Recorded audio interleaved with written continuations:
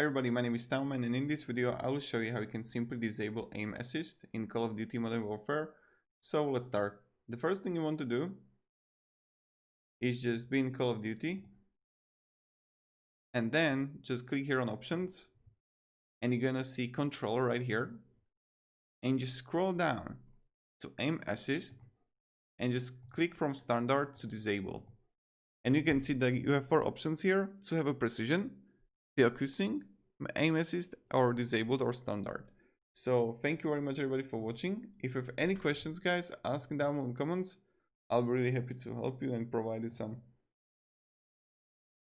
guidance and support and things like that. You know how it works.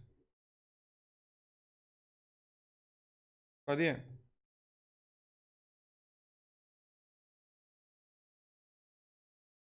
that's pretty much how we do it.